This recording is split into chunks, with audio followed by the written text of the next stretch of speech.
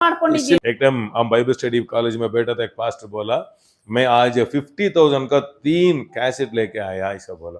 Bible ಕಾಲೇಜಲ್ಲಿ ಒಂದು class ಅಲ್ಲಿ ಪಾಸ್ಟರ್ ಹೇಳಿದ್ರು 50,000 1 hour message 50,000, 1 hour ಮೆಸೇಜ್ ಗೆ 50,000 ರೂಪಾಯಿ 3 सीडी में लेके आया हूँ। 3 सीडी ತಂದಿದ್ದೀನಿ। मेरा बेहद लोग को मैं ध्यान करके देने के लिए, ನನ್ನ ಕುರಿಗಳಿಗೆ ನಾನು ಅದನ್ನ ಧ್ಯಾನಿಸಿ ಕೊಡ್ಲಿಕ್ಕಾಗಿ ಎಂದು। रोशनी आ रहा है, ಅರ್ಥ ಆಗ್ತಾ ಇದೆಯಾ? अर्थ आग दिया, हम इजी से मिल जाना। इसीलिए माइंड में नॉलेज ज्यादा है, लाइट नहीं है। ನಮಗೆ ಈಸಿಯಾಗಿ ಎಲ್ಲ ಸಿಗಬೇಕು, ಆದ್ರೆ ಮೈಂಡ್ ಅಲ್ಲಿ ನಾಲೆಡ್ಜ್ ಇದೆ, ಆದ್ರೆ ಗೊತ್ತು ಗೊತ್ತು ಯೇಸು ಚಂಗ करता है, कितना लोग को मालूम है?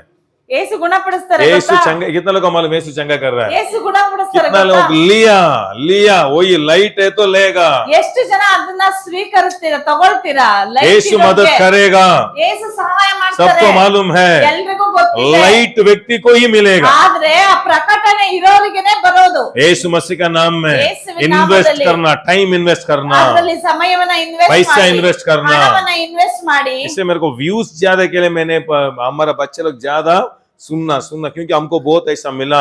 ನಮಗೆ ವ್ಯೂಸ್ ಬೇಕಂತ ಅಲ್ಲ, ಮಕ್ಕಳು ಕಲ್ತು ಅದನ್ನ ತಗೊಂಡು ಅದರಲ್ಲಿ ಬೆಳಿಲಿ ಅಂತಾನೆ। हालेलुया। इसलिए हमारा बाइबल कॉलेज में सभी कैसेट फ्री में मिला मेरे को, फुल ಬೈಬಲ್ ಕಾಲೇಜಲ್ಲಿ ಎಲ್ಲವೂ ಫ್ರೀ ಆಗಿ ಸಿಕ್ತು ನನಗೆ। मैं डिसाइड किया, ನಾನು ತೀರ್ಮಾನ ಮಾಡಿದೆ, पास्टर ही 3 मैसेज को 50,000 खर्च किया, ಪಾಸ್ಟ್ರೆ 3 ಮೆಸೇಜ್ ಗೆ ಅಷ್ಟು ದುಡ್ಡನ್ನು ಕೊಟ್ಟಿದ್ದಾರೆ। 1,50,000 रुपीस खर्च किया, लेके आया, 1,50,000 ರೂಪಾಯಿ ಕೊಟ್ಟು ತಗೊಂಡ್ ಬಂದಿದ್ದಾರೆ। मैं कवनेंट किया परमेश्वर, ನಾನೊಂದು ಒಪ್ಪಂದ ಮಾಡ್ಕೊಂಡೆ, लॉर्ड मैं सेवा स्टार्ट करके ब्लेस हुआ तो ನಾನು ಸೇವೆ ಮಾಡಿ ಆಶೀರ್ವಾದ ಹೊಂದ್ರೆ हर एक टाइट्स और ऑफरिंग उधर ही भेज, ನನ್ನ ಟೈತನ ಆಫರಿಂಗ್ ನಾನು ಅಲ್ಲಿ ಕೊಡ್ತೇನೆ, लाख दिया हूँ, ಅಲ್ಲಿ ಲಕ್ಷ ಕೊಟ್ಟಿದ್ದೇನೆ। अंडरस्टैंड हो रहा है? इसीलिए वो खाने को पे किया ना, ಆ ಆಹಾರ ನಾನು ತಗೊಳ್ಳೋದಕ್ಕೆ ಹಣವನ್ನ ಕೊಟ್ಟಿದ್ದೇನೆ। रहस्य इधर रहस्य ಅಂತ ಹೇಳೋದು, यही रहस्य। अर्थ ಆಗ್ತಿದ್ಯಾ? 2 years फाइनेंस का मैसेज सुना हूं, 2 ವರ್ಷ ಮೆಸೇಜ್ ಕೇಳಿದ್ದೇನೆ, रोशनी नहीं आया, ಬೆಳಕೆ ಬರಲಿಲ್ಲ, क्योंकि सीरियस नहीं लिया। ಸೀರಿಯಸ್ ಆಗಿ ತಗೊಳ್ಳಿಲ್ಲ। हालेलुया, हालेलुया, आमेन, ಆಮೆನ್। अंडरस्टैंड हो रहा है? ಅದು ಅರ್ಥ ಆಗ್ತಿದ್ಯಾ? क्योंकि वो सीरियसनेस मेरे को नहीं आया, ಆ ಸೀರಿಯಸ್ನೆಸ್ ನನಗೆ ಬರಲಿಲ್ಲ। अभी मैं एक प्रार्थना किया, लॉर्ड ये वचन को रोशनी मेरे को चाहिए। ನಾನು ಪ್ರಾರ್ಥಿಸಿದೆ, ದೇವರೇ ನನಗೆ ಆ ವಾಕ್ಯದ ಬೆಳಕು ಬೇಕು। इसलिए कितना मास में एक टाइम खाना छोड़ा, आपको मालूम है, मेरे को मालूम नहीं है।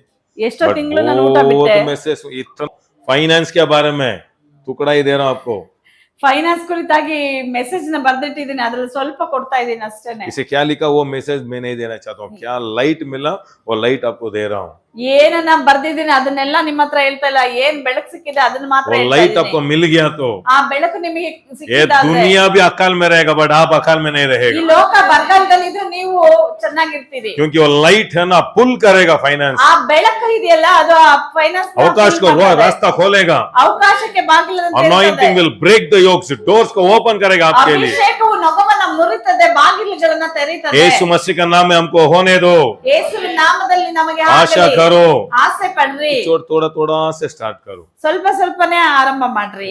क्योंकि हमारा माइंड है ना फटाफट चेंज नहीं होगा। ನಮ್ಮ ಮೈಂಡ್ पटापट ಅಂತ ಚೇಂज ಆಗೋದಿಲ್ಲ। बोला ना शरीर है ना चेंज हो सकता है, ಶರೀರ ಇದೆಯಲ್ಲ ಅದು ಬೇಗ ಚೇಂಜ್ ಆಗ್ತದೆ, प्रेयर में चेंज होगा, ಅದು ಪ್ರಾರ್ಥನೆಯಿಂದ ಚೇಂಜ್ ಆಗ್ತದೆ। क्योंकि हम कम्युनियन लेते हैं ना, उधर चेंज हो जाएगा। ಯಾಕಂದ್ರೆ ನಾವು ಕಮ್ಯುನಿಯನ್ ತೆಗೆದುಕೊಳ್ಳೋದ್ರಿಂದ हमारा ಚೇಂಜ್ आत्मा ಆಗ್ತದೆ, विश्वास करने से चेंज होता है, ನಮ್ಮ ಆತ್ಮ ನಂಬೋದ್ರಿಂದ ಚೇಂಜ್ बट ಆಗ್ತದೆ। हमारा माइंड है ना ओल्ड माइंड सेट कभी भी चेंज नहीं होता। ನಮ್ಮ ಹಳೆಯ ಮೈಂಡ್ ಇದೆಯಲ್ವಾ, ತಗೊಂಡಿರುತ್ತಲ್ಲ ಸ್ಟಫ್, ಅದು ಬೇಗ ಚೇಂಜ್ ಆಗಲ್ಲ।